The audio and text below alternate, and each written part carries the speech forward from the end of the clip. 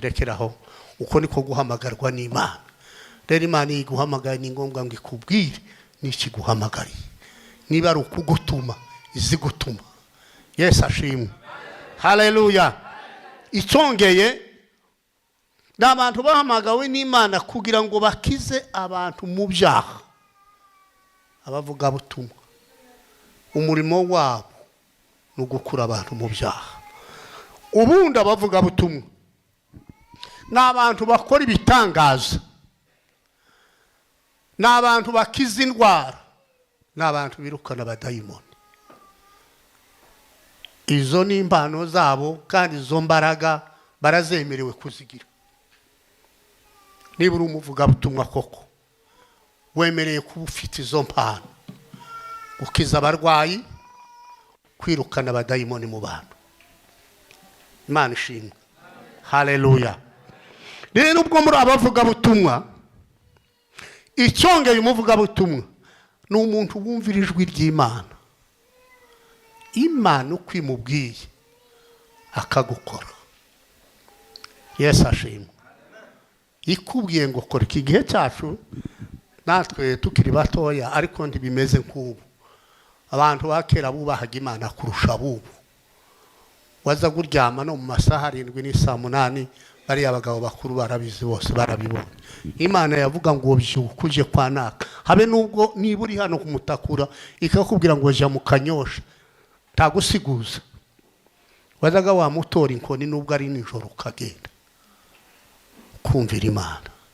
Imana ishimwe. Burya ikiri mu gutuma ibintu byinshi byababujije kugira ibyo mukora mukadindira kandi mufite n'impano z'Imana, nukutumvira Imana, nukutemera uko Imana ikubwiye. Niba muza mwisuzugura mwenyine simbizi, wo kwisuzugura kandi uzi ngo wasenze Imana ngo Imana izivuga, bizabiterwa niki? Amen. Mana kuko nturamenya impano ikurimwo, turamenya iki Imana yaguhamagariye, kandi nturamenya n'umwuka ukurimwo. Nika kurya Yesu yavuganye na Yohana na Petero bageze Samariya ngo babime indaro yo kuraramwo. Yohana aravuga ngo reka dusenge Imana ng'umuriro ngumanuka uve mu ijuru batwike bashireho. Yesu aramubwira ngo ciceka ngo ese uwo mwuka ukurimwo wavuye ki? Amen. Abantu ndibazi imyuka ibarimwo nico gituma bafanye impano z'Imana kubera kwishidikanya no kutiyemera wenyine. Wanzu uzosenga Imana uyemera uyibaze, Imana ikwemerera ihakikishe kuko ari umwuka wayo kurimo. Imana ishimwe. Kandi zabikubwira kandi zibivuga. Yesu ashimwe. Je nzambwira n'abandi umuntu wese uvuga ngo n'umuhanuzi ariko Imana ikabitaramubwira icyaha cye ngo imubwire ngo uzukora ibireka ibi, si umwuka w'Imana. Yaye nisarguka nayiba. Ariko umwuka w'Imana ntawe uzutinya. Ni wowe uzubanzizaho we nyirawo ukamukubwira ngo urumuhehese. Reka. Urumwibye. Reka. Ukakubwira. Amen. Wo ni wo mwuka w'Imana. Ariko nubwo uri umuhanuzi niba utarumva ijwi rikubwira ngo uri umunyabyaha, genda usubira usenge. Usiguze umenye kuko ari Imana, umenye kuko ari umwuka w'Imana wuzuye. Bwana asifiwe. Abo nibo bavuga butumwa. Abavuga butumwa ubundi n'abantu baca bugufi. Ubundi abavuga butumwa n'abantu bitanze. Yesu ashimwe. Umuvuga butumwa ni umuntu uvuga ashize manga, ni umuntu utagira ubwoba. Oya. Haleluya. Ni umuntu uvuga ashize amanga agatinyuka akavuga ijambo ry'Imana nubwo hoba mu bikomeye, nubwo hoba mu bimeze gute. Iyo wabaye umuvuga w'ubutumwa ari Imana yaguhamagaye wiyemeje no gupfa. Ibuka Pawulo mu Rwandiko hariya mu gitabo cy'ibyakozwe n'intumwa mu gice cya 20 Bibiliya iravuga ngo imivurungano ngo imaze gushira, Pawulo ngo ateranya abigishwa biwe ngo abahuguza amagambo y'Imana, ngo aramanuka agenda ngo yigisha arava i Makedoniya aramanuka ajya mu bihugu byo hepfo. Amen. Pawulo ngo ahageze i Bugiriki ngo hamara amezi 3. Yesu ashimwe. abayuda ngo baje inama yo kumutera. Paulo ngo arabyibuka aravuga ati nubwo banteye arahava ngo arazamuka aravuga ngo nanone nzoca muri ibyo bihugu nabanje gusubira i Makedoniya. Yesu ashimwe. Haleluya. Agenda urwo rugenzi rwiwe nirwo rugenzi yagiye akoresha igitaramo umunsi wa tuku amanuka agahanuka avuye mu idirisha. Nurwo rugenzi Paulo yararimo agambirira Imana ishimwe. Kandi uri umuvuga butumwa sinkuzi ariko ijambo rya mbere no gukunda umuhamagaro wawe. Amen. Gukunda umuhamagara no kuwumenya kuko koko ari Imana yaguhamagaye ufite uwo muhamagaro ukawumenya. Yesu ashimwe. Paulo yaravuze ngo iyo mbwiriza abantu aravuga ngo sinza ngira icyo nirata ngo kuko iyo mbikora mbikunze ngo ndagororerwa ngo ariko iyo mbikora ntabikunze ngo nkabikoreshwa yuko mpawe ubusonga. Aravuga ngo ntacyo ngororerwa. Abantu bakora umurimo w'Imana benshi ngubwo bamugize mukuru w'abandi yahawe intebe akaba ari cyo gituma akora. Ariko Paulo aravuga ngo niba dukora kubera ibene izo mpamvu aravuga ngo ntacyo tuzatugororerwa. Imana ishimwe. Dukora kuko ari umurimo w'Imana kandi dukora kuko ari umuhamagaro Imana yaduhamagariye. Yesu ashimwe. Cyo naje kubabwira ngo ni mugende. Umukinnyi wakabumba utazi gukina azahera mu macenga baza baroho bakawumwaka bakamwinjiza kandi yarawufite. Amen. Numuvuga butumwa utari wazahera hano imbere y'inzu n'icyo arafite kikaroha kigashira. Ariko Bibiliya yavuze ngo ni mugende. Amen. Tuweze Imana icyubahiro. Haleluya. Ni mugende. Kandi yababwiye ikibajana mugende muhindura amahanga. Abantu bose baba bigishwa banje mubigishe kwitondera amategeko yanje mubabatize mu izina rya Data wa twese n'Umwana n'Umwuka wera ndi kumwe namwe kugeza ku mpera y'isi.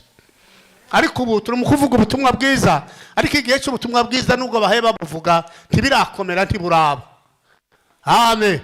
Igihe ntikiragera ntitworeka turaguma dukorangize gutyo bukebuke. Ariko nimubona izi ntambara zirashize izi ntambara izi zirashize imbaraga z'Imana. Cyo gihe ijambo rivuga ngo bitangaza n'ibimenyetso ngo bizagendana n'abizeye n'icyo gihe zizuzura. Izi ntambara nibona zirashize. Niba nkiri uzosubirije kumbaza uvuge ngo warabeshe uzoze cyangwa uzovuge ngo nukuri byarabaye. Amen. Nubona zirashize hazaba imbaraga zikomeye ariko mu makanisa hazasigara abantu bake. Izi mvange zose dufite abahehesa bibyi abarozi n'abandi bose tuvuga nta uzamwirukana azasohoka wenyine pe yamahunga nta umubwiye. Kanisa ry'Imana risigara ari impuhure. Abakobwa nk'aba bazagenda mu ivuga butumwa bagwiyo abandi bagaruke. Abasore nk'amo bazagenda mu ivuga butumwa bamwe bagwiyo. Abagore bamariza bazota abana bagende mu ivuga butumwa bamwe bagwiyo. Amen. Icyo ni igihe kizaba gihinduye ikindi. Ntitureka kuguma kubuvuga ariko umwanya wabwo nyako uraturindiriye. Ndi mukurira nje yuko nshaje byenda zoba narapfuye kandi nanone ninzoba nkinariho ntacyo nkimaza. Muze mugenda twe dusigare twica yemwe mwabasaza. Amen. Ni mugende muhindura amahanga. Paulo yaranditse mu gitabo cy'Abakorinto ngira ngo naba kabiri mu gice cya 5 n'umurongo wa 11 aravuga ngo nuko iyo nemeza abantu ngo mbikoreshwa nuko nzi igitinyiro cy'Uwiteka. Aravuga ngo niko bigaragarira Imana ngo kandi nizera kuko bigaragarira n'imitima yanyu. Paulo aravuga ngo suko nshase kwiyogeza ku bwanyu ahubwo nukugira ngo mbafashe kugira ngo muze mubone icyo musubiza abiyiringira ubwabo batiringira ijambo ry'Imana. Arababwira ngo niba dusaze aravuga ngo ni ku bwa Kristo kandi niba tudasaze ngo ni ku bwanyu. Bwana asifiwe. Aravuga ngo urukundo rw'Imana ruraduhata ruraduhata ruratubwira ngo kuko umwe yapfuye kandi ngo apfira bose kugira ngo abo bose nabo bapfe kandi n'abariho boye kubaho kubwabo babeho kubwo wabapfiriye kandi ngo akabazukira. Duheze Imana icyubahiro. Aravuga ngo ibyo ntibyavuye ku kindi, byavuye ngo ku Mana, ngo kugira ngo umuntu batazamutekereza ngo bakurikije ibisekuruza ngo nkuko batekerezaga Yesu. Amen. Ariko aravuga ngo Imana yaduhaye umurimo wo kwiyunga n'abandi. Imana ishimwe. Haleluya. Imana yaguhaye umurimo wo kwiyunga n'abandi. Vuga ubutumwa wiyunge n'abandi bantu, wihuze n'abandi bantu. Yesu ashimwe. Haleluya. Mugende ntacyo muhaye mukora. Tugende duhindura amahanga, tubigishe kwitondera amategeko y'Imana. Ubundi umuvuga butumwa n'umuntu usenga ntiwoba umuvuga butumwa udasenga ngo bishoboke, ntiwo bishobora. N'umuntu usenga nako ni gute? Ubundi mu gusenga wiziba amatwi. Amen. Kuko turi mu isi iturerega, tugeze mu isi iturerega ikatubesha ngo turi kumwe ariko tutakiri kumwe. Amen. Turi mu isi turerega ariko tutegerezwa gukora iki? Niba turabavuga butumwa n'ugusenga, usenga Imana. Biravuga ngo gusenga no kuganira n'Imana kandi gusenga no kuguruza ijuru. Imana ishimwe. Gusenga umusenzi ari we muvuga butumwa ntazaryama, agira amasaha yo kuryama, agira n'amasaha yo kwicara, agira amasaha yo kwikorera imitwaro y'abandi, akagira n'amasaha yo kwikorera yiwe. Amen. Mureke babwira icyo kintu kizaka imbere igitangaza. Nabayeho mbu umukristo kandi ndasenga Imana cyane, ndasenga kabisa nanjye uko niyumva ngo ndi mu gusenga. Ariko ikintu ntagiraga, sinazaga nsengera ikibazo cy'undi akambwira ngo mfashe mfite ikibazo, naramufashaga ariko atabivuze sinobeshe. Ariko umunsi umwe ngiye gusenga, nari hano ndetse Burundi, ndasenga umunsi umwe ngo nze gusenga, ururimi rwanjye rurahinduka, sengera abantu nzi nabo ntazi. Ndasenga ikintu cy'amasaha nk'abiri ngo nze kurangiza, ijwi ry'Imana rirangewe ngo kuva utangiye gusenga ngo uyu munsi niho umenye gusenga. Imbwira ijambo ngo mugire umutima wari muri Kristo Yesu. Imana ishimwe. Umutima w'imbabazi, umutima wo gukunda abandi. Yesu ashimwe. Nari maze imyaka ndi umusenzi umuyumbe karuhariwe, ariko icyo kintu sinakigiraga. Ariko uwo munsi ngo nsenga, Imana irambwira ngo none niho umenye gusenga.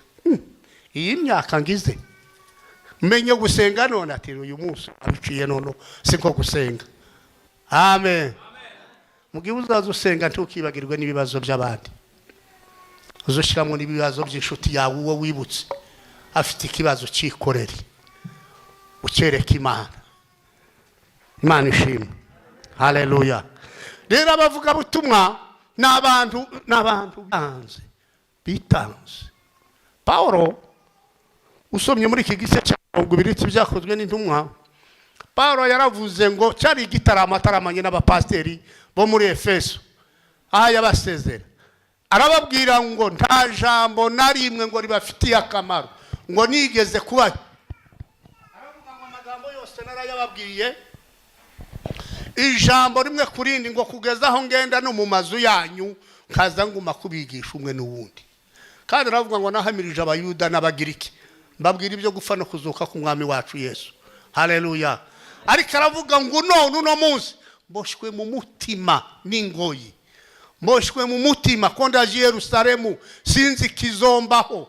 Aravuga ngo mu midugudu yose umwuka w'Imana ngo uri kurampamiriza umbwira ngo genda Yerusalemu, ariko ingoyi n'imibabaro ngo biragutegereje. Paulo aravuga ngo nubwo bimeze gutyo sinita ku bugingo bwanjye kuko ari ubw'agaciro, ahubwo ngo icyangombwa nuko nuzuza umuhamagaro waje. Duheze Imana icyubahiro. Haleluya. Icyangombwa nuko nuzuza umuhamagaro wanje. Ingoyi zirantegereje, bariko barambwira ko ngiye Yerusalemu nzohagirira amakuba, ariko aravuga ngo nubwo bimeze gutyo sinita ku bugingo bwanje kuko ari ubw'agaciro, ariko icyangombwa nuko ngo nuzuza umuhamagaro wanje. Imana ishimwe. Uzutinya umuhamagaro, wuzuza umuhamagaro wawe, kuzuza umuhamagaro wawe. Igituma turi abantu bakomeye kandi dutegerezwa kuba bashizi b'Imana.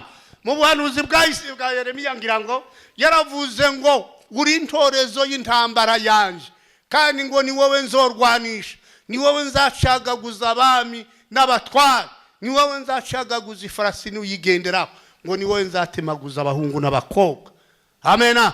Kandi ngo ni wowe nzamenagurisha imisozi n'udusozi, ngo bigahinduka umukungugu nkabitumura. Uri intorezo y'intambara yawe. Imana ishimwe.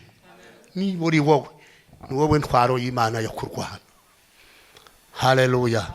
Yesu ntakigarutse kuza kurwana hano, byaratambutse.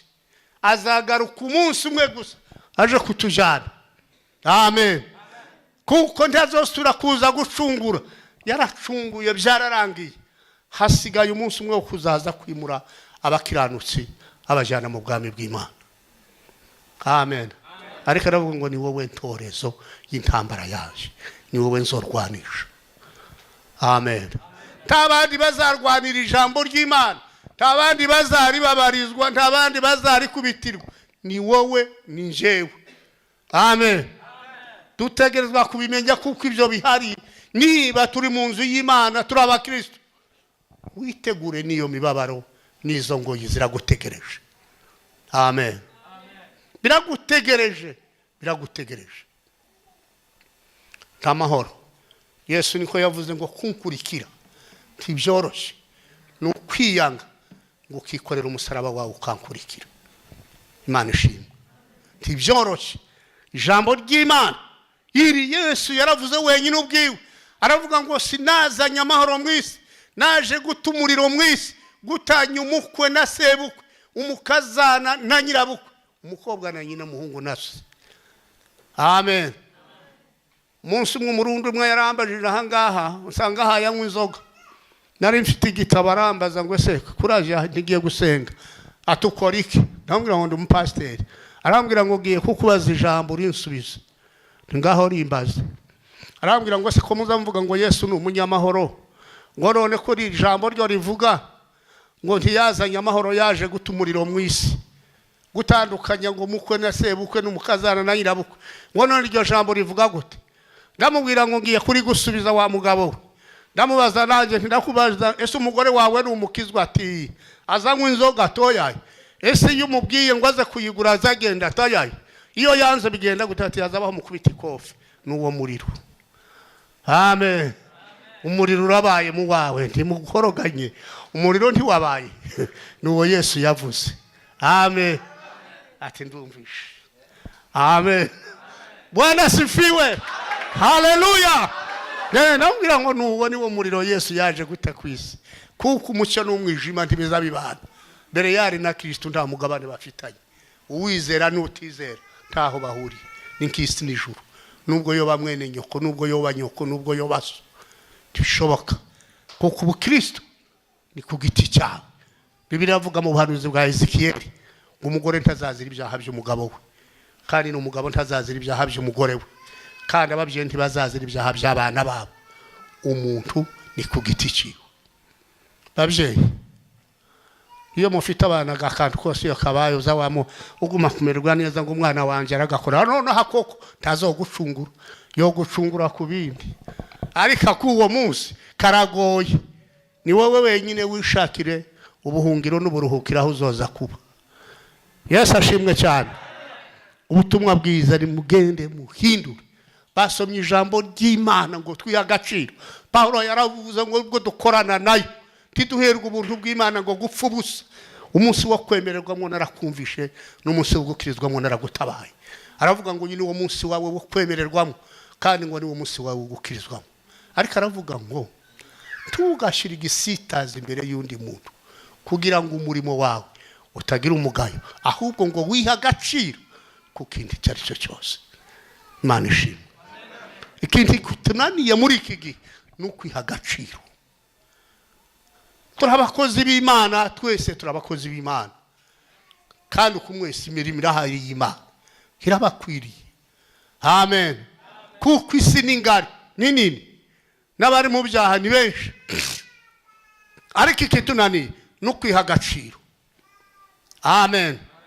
Cyane reka mvuge ku bayumbe b'iki gihe, nubwo mugenda mumererwa nabi, kandi namwe atari mwese, kandi bamwe bazababibona nabo. Ni ikintu cy'ikinyoma. Abayumbe b'iki gihe akakubesha ngo genda nzaza kukugirira, nzaza kukugirira. Jewe ndabafite simbavuga, bambwiye ngo tuzoza kugutaramira, tugusengere, tugire gute. Ndaheba, ndababwira yewe nimugende mureke nzosenga nje nyine, ibishoboka bizoshoboka, ibinaniranye nuko nta kundi. Icyo ni ikintu kibi cyane, ni nacyo kiri mu gutukisha umurimo w'Imana. Nicyo ikinyoma, kutavuga ukuri. Amen. Paulo yaravuze ngubwo twahawe umurimo wo kugabura iby'Imana. Haleluya. Aravuga ngo twanga ibiteye isoni, urunuka biriya ngo bikorwa rwihishwa. Haleluya. Aravuga ngo tuvuge ukuri tweruye, kugira ngo umuntu wese adukundishe umutima we, ngo kuko hariho bamwe Imana zikigiye ngo zahumye imitima yabo. Amen. Ngo kugira ngo umucyo w'ubutumwa bwiza ari wo kumenya Kristo ngo utabamurikira. Imana zikigihe zihumye imitima y'abantu, irahumye, barahumye. Umucyo w'ubutumwa bwiza ari wo kumenya Kristo ngo utabamurikira.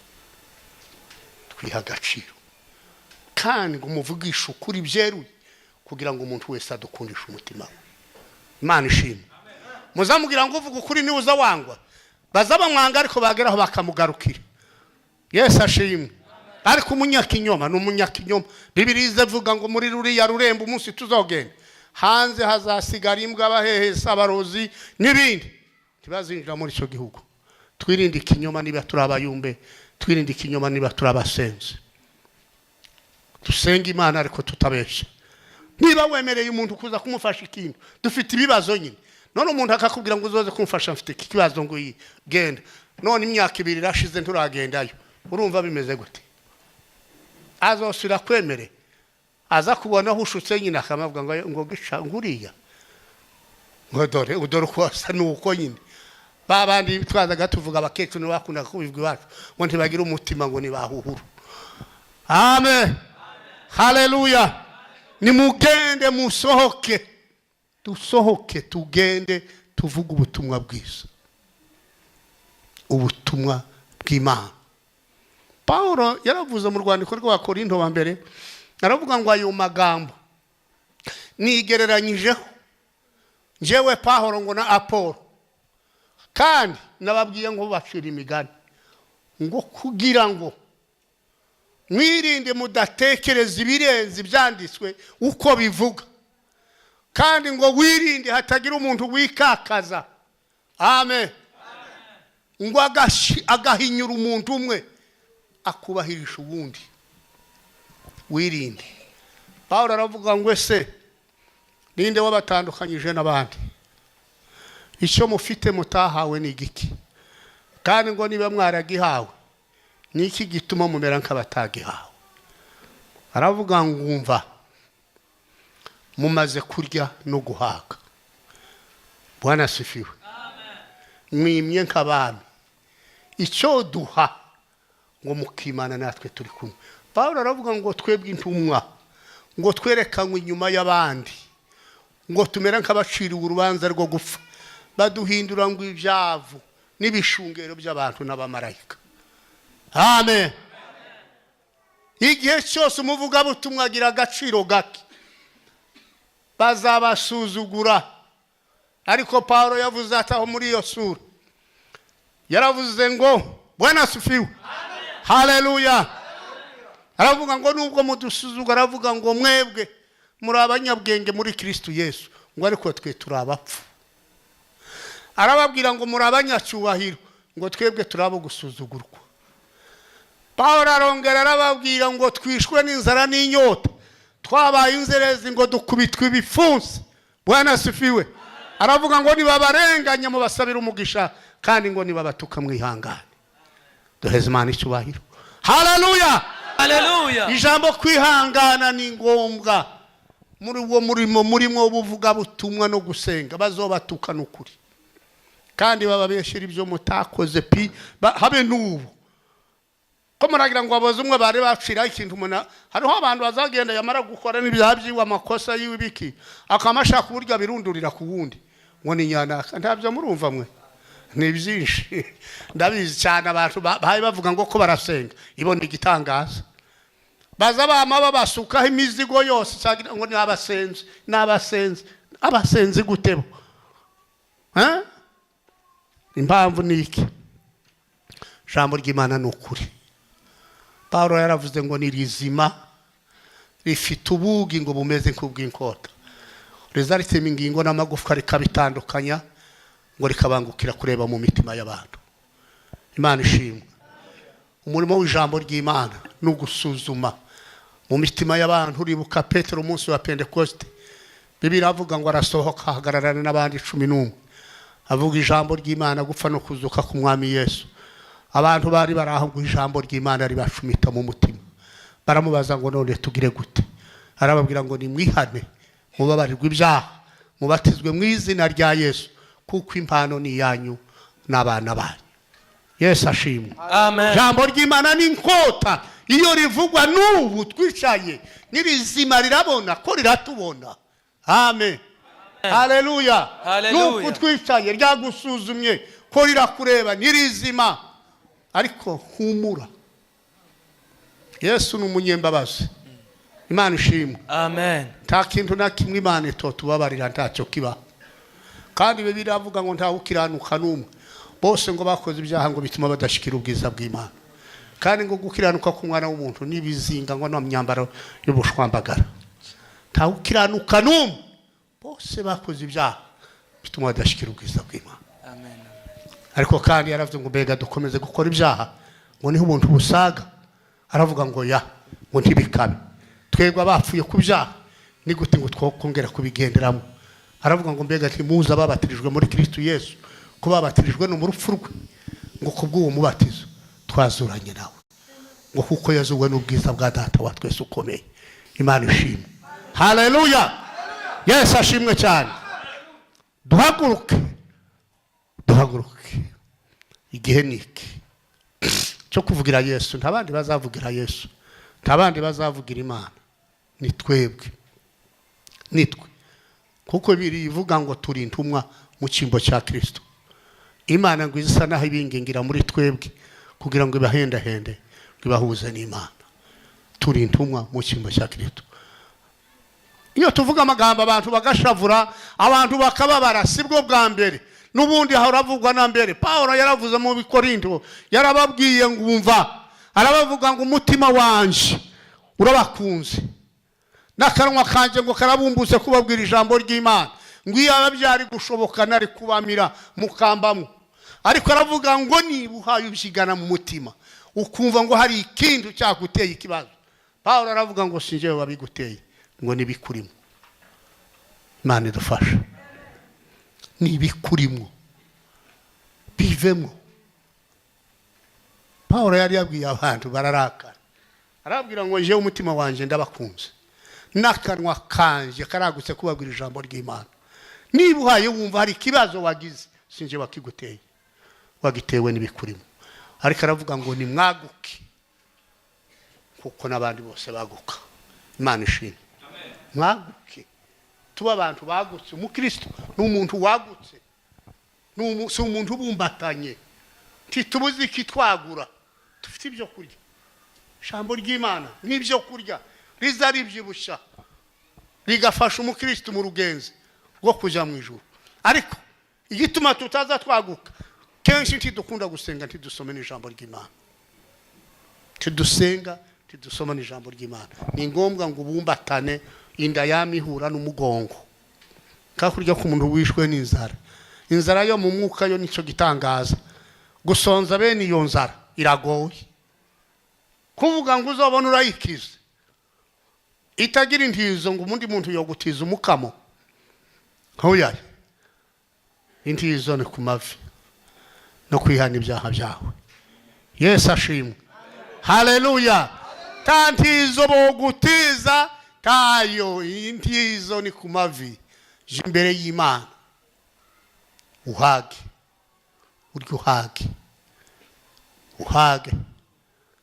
Abantu bazabagira ibintu bibiri amajambo Petero yanditse, aravuga ngo ni mu gice cya 2 ndagira ngo Petero wa mbere, mwifuze ngo amata y'umwuka adafunguye kugira ngo abarera bakuze ngo azabageze no kugakiza. Aravuga ngo ayo mata y'umwuka adafunguye yavuze n'ugusenga no gusoma ijambo ry'Imana. Ayo magambo yombi kandi muzamubona cyane abakristo nkamwe natwe abapasiteri duhora tuje impaka ndi tuyahurizeho. Wowe ugasengura umuyumbi kandi Imana ikakubwira. Nanje nkaba umupasiteri kama negamira upasiteri ngo nzasoma Bibiliya. Twavugana umwuka w'Imana wambwiye iryo. Nanje nkambwira ngo vaho ngaho nasomye Bibiliya yavuze iryo. Tukama tubushanya. Impamvu warasenze ntiwasomye. Nanje narasomye sinasenze. Nico gituma bizabibushana ugasanga byagize ingorane. Amen. Kuko iyo usenga gusa udasoma ijambo ry'Imana n'uruzi rutagira isoko kazazindi zibaho kugahira ariko ikiryaza zigakama. Amen. Niko bizabigenda kandi cyo kintu muzakigenzure twebwe nanje ndumupasiteri namwe tituza tugihuriza muhuza n'umupasiteri umwe bene uyu wasenze nawe ariko abapasiteri benshi banyarusha ari babanebwe no kuri kw'Imana. Uzumubwira umwuka wavuze gutya yego vaho unasomye Bibiliya. Wasomye Bibiliya niba wayisomye umwuka ntuzuvuga ugasanga birabushanye. Impamvu wowe warasenze ntiwasoma Bibiliya. Pasiteri yasomye Bibiliya ariko ntiyasenze. Cyo gituma bizabibushana. Ko murumva mwa abapasiteri naho iyo udasoma gusa ngo uri pasiteri ugasoma gusa ariko udasenga igihe cyose ugirana ingorane n'abayumbe bawe. Bakavuga bati Imana yavuze gutya ngo vaho ngaho jewe ndi pasiteri nzasoma Bibiliya izivuga iki. Oyaye fata byombi. Amata y'umwuka adafunguye kugira ngo akurera gukuze akugeze no kugakiza. Gusenga no gusoma ijambo ry'Imana bikuzuzanya. Ariko iyo utabifite byombi ugira ikibazo. Niba ari umuyumbuzi usenga gusa udasoma ijambo ry'Imana ibihe byose uhorana ikibazo cyo kutumvikana n'abasoma ijambo ry'Imana. Niba ari umupasiteri nawe usoma ijambo ry'Imana ariko udasenga igihe cyose ugirana ikibazo n'abantu basenga. Kuko iyo basenga Imana izivuga. Na Bibiliya yanditswe n'abuzuye umwuka w'Imana. Amen. Nibo bayanditse. Bibiliya imwuka uzuvuga iyo abantu basenga. Ariko iyo udasenga biragoye ntiwobyumva ntiwobitahura. Ariko kugira ngo bitahure nuko usoma ijambo ry'Imana kandi ugasenga. Amen. Paulo niko yavuze iyo mbwiriza ubutumwa bwiza singira icyo nirata kandi niba ntabukoze nzabona ishano. Iyo mbikora mbikunze ndagororerwa ariko iyo mbikora ngo yuko mpawe ubusonga aravuga ngo ntacyo ntegerezwa kugororerwa. Amen. Abantu bakunda niba ari ubutumwa cyangwa niba ari ukuba mukuru wa korari batamugize umukuru wa korari ukamusanga yarabugize ibintu byarabaye nabi. Uyaye komeza impano yawe ufite ntukoreshwa ngo ubwo wagizwe mukuru w'abandi. Uyaye kora Imana yaraguhaye. Yesu ashimwe. Haleluya. Ariko uzusanga batamugeraho ugasanga yifumbase byagenze gutya ariko urya n'umwuka mubi wa Satani wo kugufobya wo kukumara imbaraga. Mwuka w'abadayimoni. Paulo yari umukozi w'Imana cyane. N'umuntu wari waruzuye umwuka w'Imana kandi reka yuzura umwuka w'Imana mu muhamagaro wa Paulo. Ntiyahamagawe kimwe nuko nahamagawe cyangwa uko wahamagawe. Ni nako yavuze mu rwandiko rw'Abagalatiya. Aravuga ngo ubutumwa mvuga jewe Paulo. Aravuga ngo sinabubwiwe n'umuntu. Aravuga ngo ni Imana yonyine yanigishije duhuye mu nzira ngo igana i Damasiko. Mwuka w'Imana ngo urantungura uramfata Imana ivugana nawe muza mubisoma kugeza aho yageze i Damasiko, kugeza aho yavuye aja muri Arabiya imyaka 3 hahaye yigishwa n'umwuka w'Imana. Imyaka 3 ngo ishire, Bibiliya ivuga ngo iragaruka asubira i Damasiko ngo hamara iminsi ngira ngo ni 15. Iyo minsi 15 ishize Paulo ngo arazamuka aja muri Yerusalemu ngo aza kubonana n'abakuru b'itorero ba Petero na ba Yakobo. Arashika ngo ababwira uburyo Imana hayikorana nawe mu banyamahanga. Bamwe ngo barapinga baravuga ngo ya kibishoboka abanyamahanga kuko buzura umwuka w'Imana. Kishoboka ibyo ni binyoma muhaye muvuga.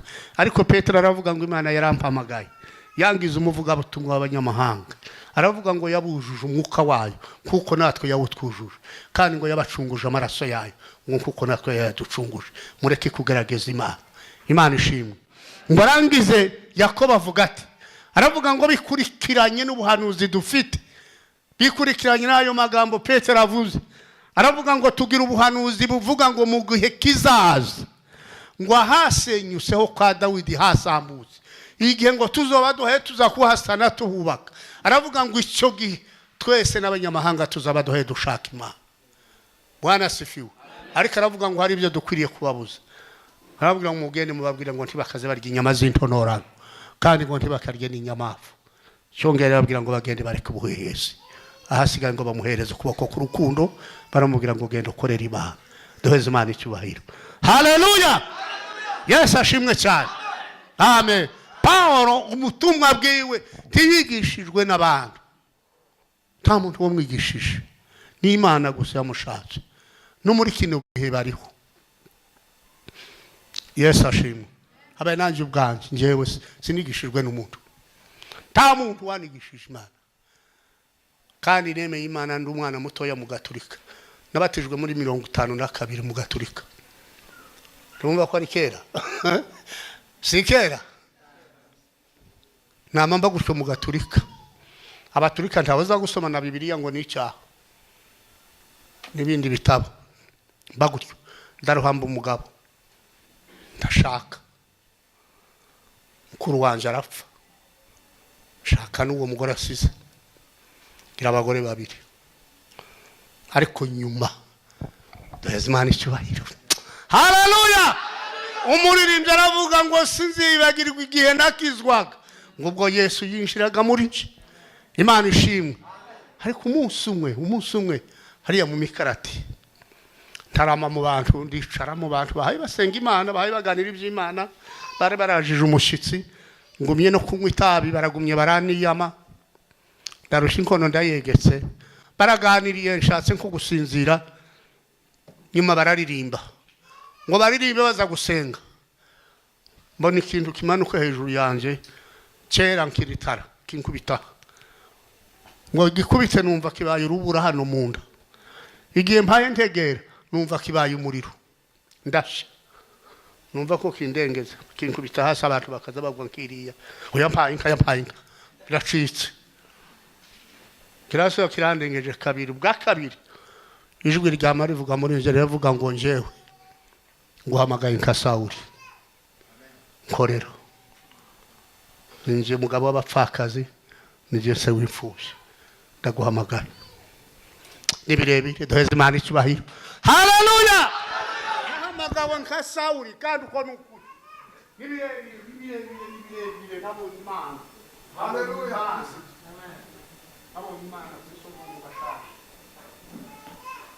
Nanaganira ku gishaka.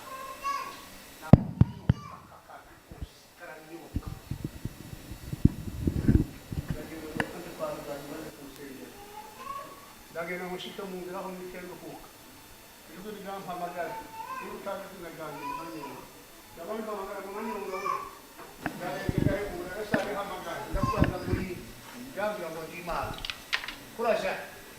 Niko ndamugashaka. Ndabagira ngo usubire ngo reba ndi rwanda rwawe. Ongire mpamagara ngo kadiya. Ndavuga ngo ndashaka guteka ngo bamugashaka. Niko kirakuye.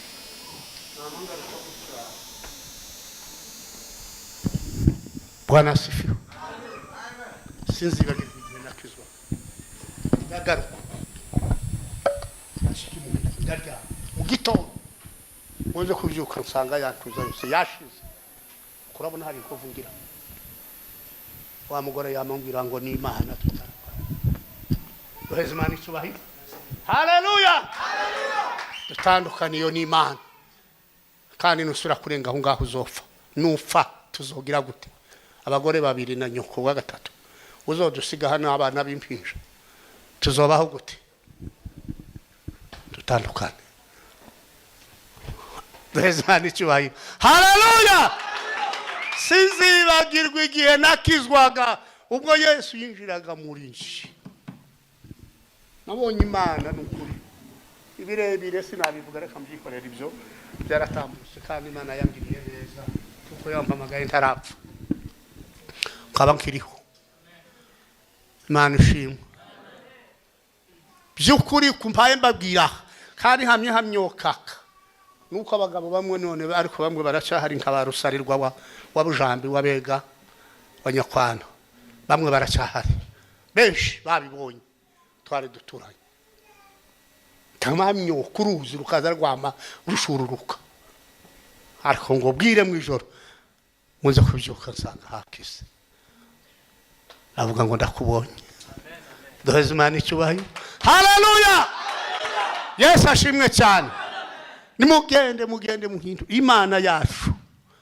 Imana ikomeye Imana isumba ibigirwamana amen nubwo dukoresha ubwenge Paulo yaravuze ngo ninde munyabwenge muri mwe niyerekanishe Yakobo aravuga ngo niyerekanishe ibyo akoze kubera ubwenge bwiwe aravuga ngo muri mwebwe ubwo hakirimwe amakimbirane muze mureka kubeshera ukuri aravuga ngo hariho ubwenge bubiri ubwenge bw'inyamaswa abantu n'ubwenge bw'abadayimoni ariko aravuga ngo hariho ubwenge bw'ineza n'amahoro bwavuye mu ijuru ku Mana kandi ngo buraboneye ngo buzabwemera no kugirwa inama burya abantu bose batagirwa inama buzuye umwuka w'abadayimoni n'abadayimoni baba bamurimo ugira ngo abagabo nk'aba ngabo ukabana barakwinjiranye bati tuje kukugira inama ukaba wangukananirana n'amapepo aba yaguteye tugabadayimoni ariko ubwenge buva mu ijuru ku Mana n'ubwineza n'amahoro buraboneye kandi buzabwemera kugirwa inama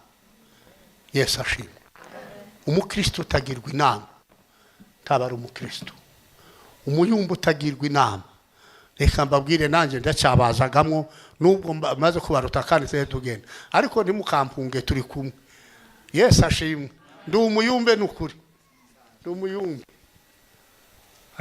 ndi umuyumbe tuze tubana ariko udafite amanyanga uyu uri umuyumbe ufite amanyanga ayaye tuzaduhuza tibiza bishoboka haherutse kuza umwe mu minsi hari iwacu byabaye ukundi kuntu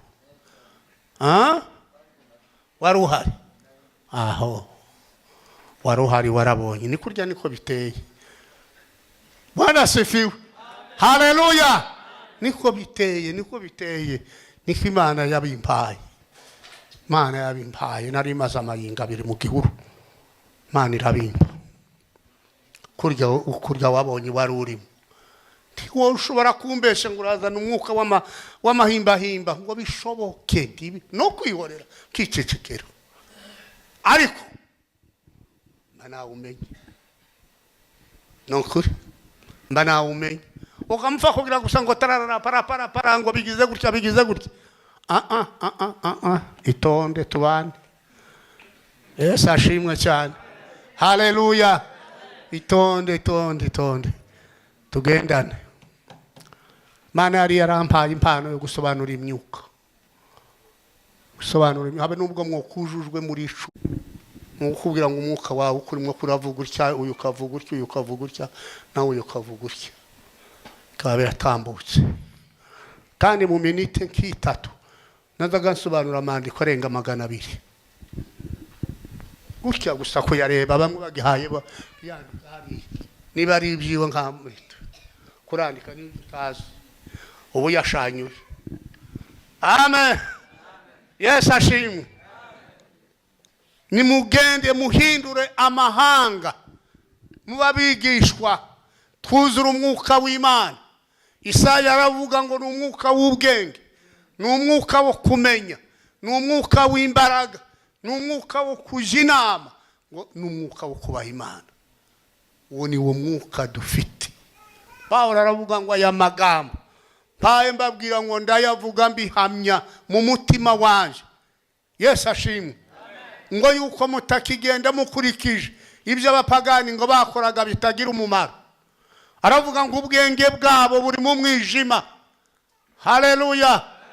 N'ubujiji ngo buri muri bo, ngo kuko babaye ibiti biha ubusambanyi, ngo n'isoni nke, ngo no kurarikira. Ariko aravuga ngo niba mwarigishirijwe muri Kristo Yesu ubutumwa ngo buhuye n'ingeso, babwira iby'ingeso zanyu za kera. Aravuga ngo nimwiyambura umuntu wa kera uheneberezwa no kwifuza, muhinduke bashya mu mwuka no mu bwenge, kandi mwambara umubiri mushya waremewe ibyo gukiranuka. Imana ishimwe. Amen. Hambura uwo mubiri mubi w'ibizinga. Niba twarigishirijwe muri Kristo, ukumva ijambo ry'Imana, warigishirijwe muri Kristo, ukumva ukuri guhwanya n'ijambo ry'Imana, bukubwira iby'ingeso zawe za kera. Haleluya. Amen.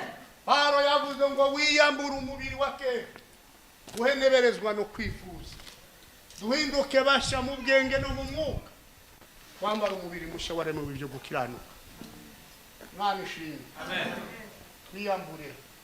Umwanditsi wa Bibiliya aravuga ngo twiyambure ibituremerera n'ibyaha bitwizingiraho vuba, dusiganirwa duhaye dutanguranwa dutumbira Yesu wenyine, niwe baze ryo kwizera kandi niwe uzi gusohoza.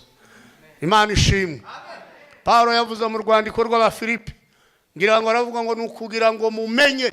Bwana asifiwe.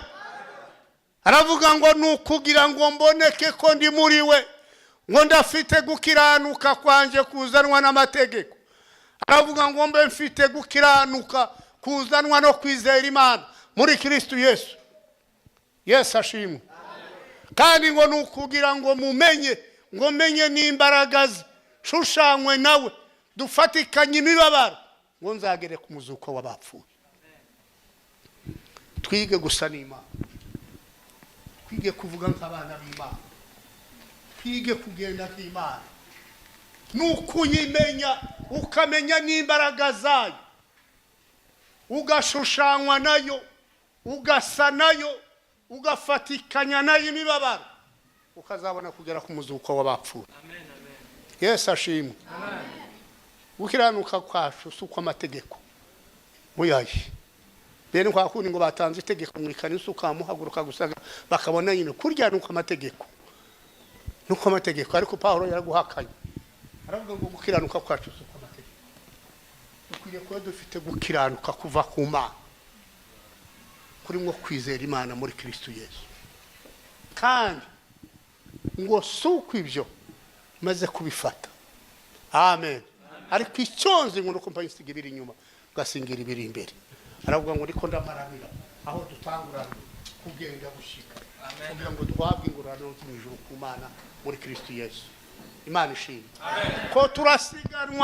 Ko turasiganwa mu rugenzi, ko turagenda dutanguranwa, tugende dutanguranwa kugira ngo duhabwe ingororano zo mu ijuru ku Mana ziva muri Kristo Yesu. Amen. Ariko nukubanza kumenya Imana, ukamenya imbaraga zayo, ukamenya gukomera kwayo, ugashushanywa nayo. Yohana aravuga ngo turabana b'Imana, uko tuzamera ngo ntikurerekanwa, ariko icyo tuzi Yesu naza tuzasa nawe, kuko tuzamureba ukwayo. Pawulo aravuga ngo nukumumenya, ukamenya n'imbaraga ze, ugashushanywa nawe, ugafatikanya nawe imibabaro, ukazabona kugera ku muzuko w'abapfuye. Nshuti bavandimwe, bana b'Imana, bwoko bw'Imana, turi mu rugendo si uko bizohora. Oyaye tubyine kabazogenda. Bwana asifiwe. Tubyine tuzi ko mu mugoroba twogende, ejo twogende, nibuka umunsi umwe twari twataramiye hariya kuri EPG ni mu 2000 niba na kangahe gutya umukobwa nyina baruta yandika amandiko yarayandika ari icenga hano hayandika hari Imana yambwira ngo ari amandiko mvuko hayavuga bari karavuga ngo mugume nanone munezerwe ngo ariko muri mu kigandaro murafusha umuntu ndamahize arasimbuye umunsi kurya bazaga bagira ngo bakagira gutya Imana yambwira ngo umubwire ngo kugize umugore wawe agiye gupfa ngo kandi umubwire urumva ibintu bikomeye amen amen bari abagabo bamutwara kwicaranye barimo baje abagabo na David n'abandi none aya magambo jindagira gute bati fakreka ntiwamubwira abantu ngo umuntu arapfa ntabuzi arwaye kino ko Imana ihayimbira kandi cyame ndahira ngo umuntu arapfa ngo ariko twihangana ndareka twasose ni ko masahabira abantu barataha sazi ibiri ngo zize nko kurenga gutya amatelefone umuhungu wabikira bamugasiha bapita agiye muri butike yabaga kwa Pastor Peter bamama basuko muri arapfa ngabaga barambaga cyane ndaba aho abayizi wenda muhamurizo kwa yusimbuga sikagira umugore arapfuye sha komera Bwana sifiwe haleluya Imana ishimwe cyane dufite Imana ivuga dufite Imana izivuga